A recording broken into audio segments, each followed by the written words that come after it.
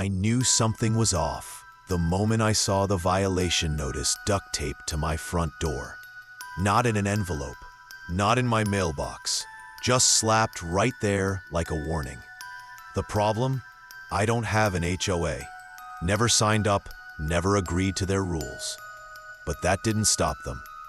Within days, I was getting daily fines, letters filled with threats, and strange cars idling across the street. And then, someone tried to tow my car from my own driveway. Who exactly gave them this power?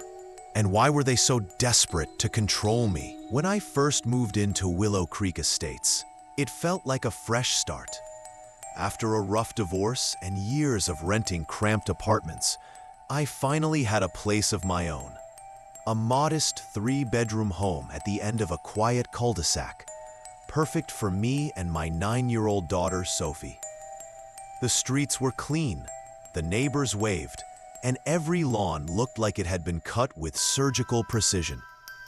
There was a peaceful rhythm to the neighborhood. Morning joggers, evening dog walkers, weekend barbecues. It felt safe, predictable. Exactly what I thought we needed. Still, I noticed little things right away. The first week, a man in a golf cart cruised past my house 3 separate times. He didn't wave, just slowed down, squinted at my trash bins, and drove on.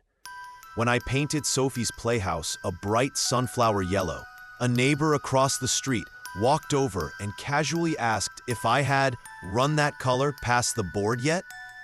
I laughed it off. I figured she was joking. Then came the letters.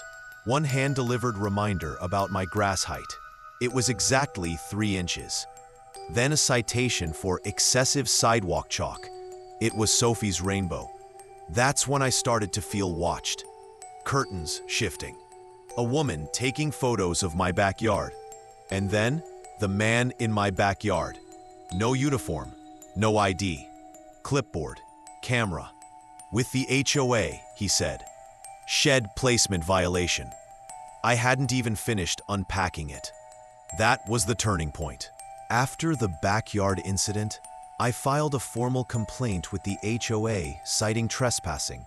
No reply. But the very next day, a new notice. Unapproved structure in rear yard, final warning. $250 fine. The shed had been there 3 weeks. Standard. Within property lines. But it hadn't been pre-approved. I followed their rules anyway. Filled out the forms, sent pictures, measurements, receipt, a hand-sketched site plan, mailed and emailed it twice. Nothing. Instead, the fines doubled. $500, then $1,000. Non-compliance, refusal to cooperate, even aggressive behavior. They meant the time I told the trespasser to leave. I started documenting everything. Videos, photos, emails. 8 messages in 2 weeks. Not one reply. But the letters kept coming. Daily. Some were fines, others threats. You are at risk of a lien being placed on your home. Then came the soccer ball fine. $75 for yard clutter. Sophie had left it out overnight. Then another. $100 for a non-standard mailbox flag. It was a cat. Sophie picked it. I replaced it. Then got fined again. Mailbox paint fading. This wasn't about aesthetics. It was personal. That's when I met Dave. Quiet guy. Retired. Same thing happened to him 5 years ago. Also involving Glenn Reeder. Glenn Reeder, retired lawyer, HOA president for 2 decades, ran unopposed. Why? Because everyone who tried to run against him suddenly got hit with dozens of citations. Sound familiar? Then came the bombshell. My attorney found a zoning quirk. The HOA's office building, built partly on land I owned, a title error from years ago. We filed a challenge. That changed everything. Fines stopped. Strange cars disappeared. But then, 2 nights later, 3 men in tactical vests showed up at my door. Private security working with local authorities and the HOA. I asked for a warrant. They had none. I called 911. They were fake. That night changed everything. I posted the doorbell footage online. It spread fast.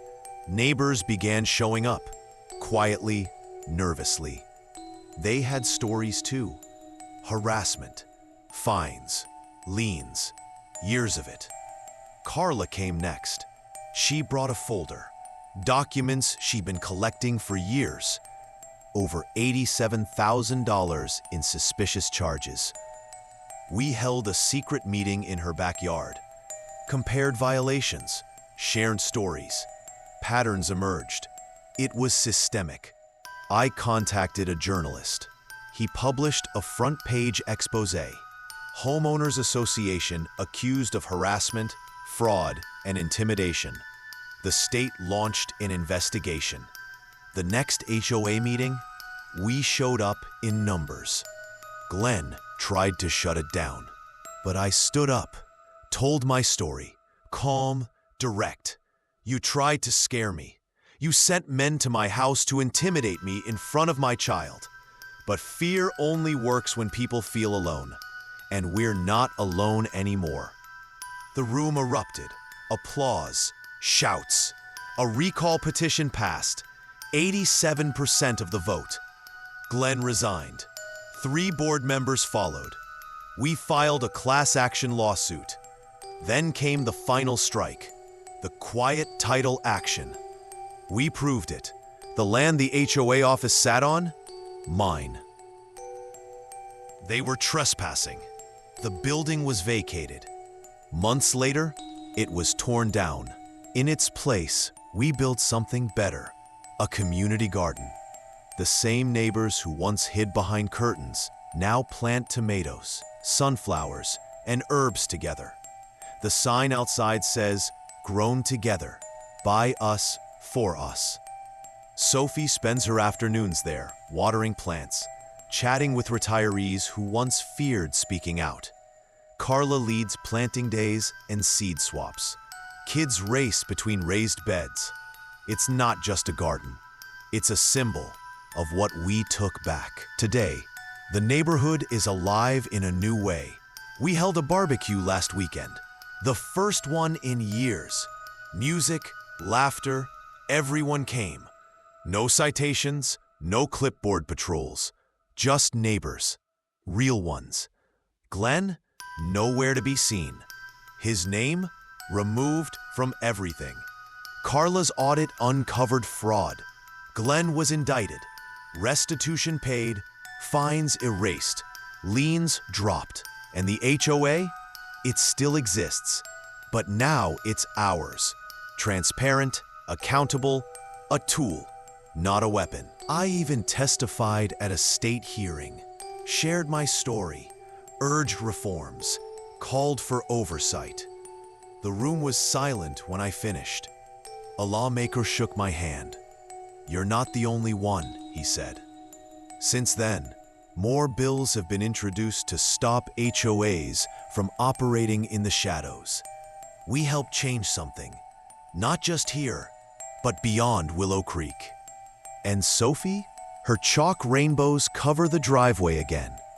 Her drawings of cats and hearts stretch across the concrete.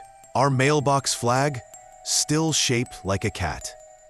And that last letter I got, the one that said, "The rules are never really gone," I burned it.